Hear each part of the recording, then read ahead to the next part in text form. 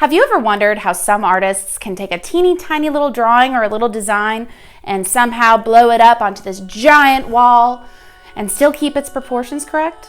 Well, there are a few different methods to do this, but today in this video I'm going to teach you my favorite method, the doodle grid.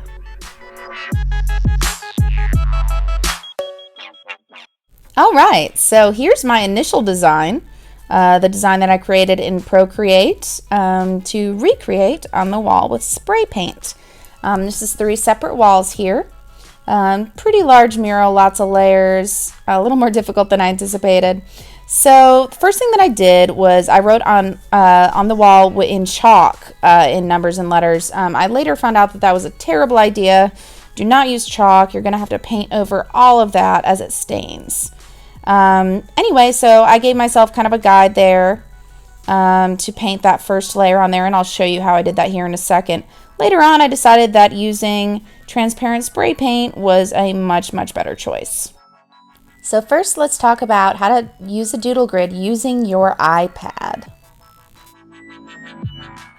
Alright, so now to Procreate. So Procreate is a free app you can download. If you haven't used it yet, I definitely recommend it. I don't do a really in-depth kind of tutorial for Procreate right now, but I'm just kind of showing you how I kind of overlay the image and use the doodle grid technique. If you have any questions or would like some more guidance on Procreate, please just DM me and I can help you out as best as I can. Anyway, so we have all of our layers here. I have inserted as straightforward of an image as possible. As I could.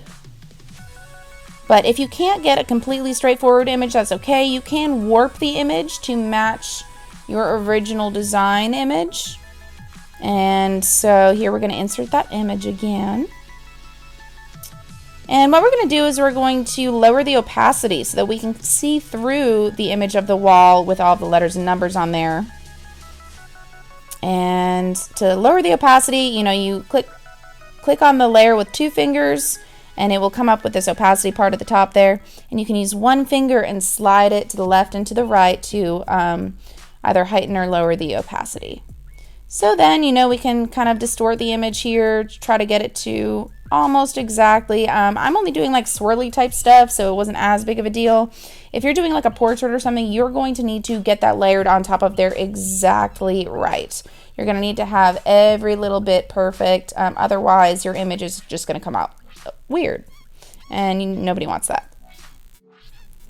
So once you get your image almost exactly to where you want it, you leave that there, and then you put the next layer that you're going to be painting on top of that. And we're going to go ahead and use our 2 fingers, touch that, lower the opacity. So now you can see the letters and numbers through the image that you're going to be painting. All right, so let's zoom in here so you can kind of see what I'm talking about. So let me actually get a brush here so I can kind of give you a guide of what I'm talking about. Okay, so if you haven't figured it out already, this is how it kind of works. So, all right, I have my brush ready for you. And so basically, you can see where I am, using this brush and following that red line there. I want to do the light red spray paint first. I see how it goes through, not the corner of the L, a little bit to the left and above the corner of the L. The bottom of that X there, you can see on the other side, it goes right through the bottom of that B, towards the tip of the 5 there.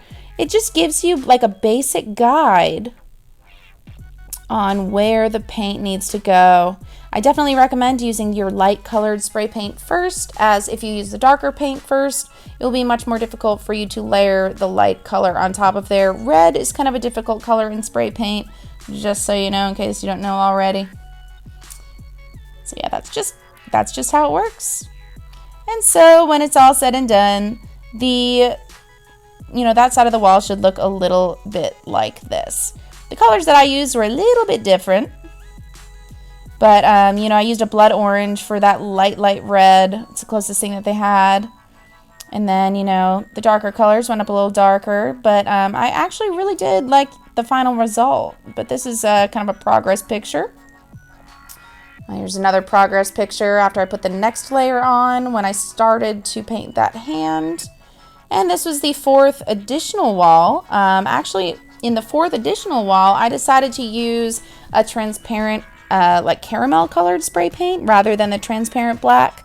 I actually found out that it took several layers of paint to cover the transparent black. I wasn't really anticipating that, but it was kind of a pain in the butt. So the lighter the color that you can use for the doodle grid, the better. So additionally to the rest of the mural, I was asked to do another wall of a portrait of Alex and his son, who both work there at Cheesecakes by Alex. And the different thing about this, you know, piece was I decided that, you know, their heads were taking up so much of that wall that I decided to, you know, use them as the next layer on top of that cream color, and then start on the background behind them. It kind of gave me a better sense of where I wanted all of the shapes and the lines to go at the end. Actually, I can't imagine how difficult it would have been if I, you know, did all of those swirly things and then tried to paint a portrait over it. That would have been extremely difficult, and I'm glad I didn't do it that way. All right, so here's the final results. I lost some of the videos, unfortunately, so I actually recorded some video from my Instagram page of the final results. So this is some video that I took of that. You can see all the different layers that I have on there. You know, the hands and the cheesecake, those came last. And then there's Alex and his son Tim again.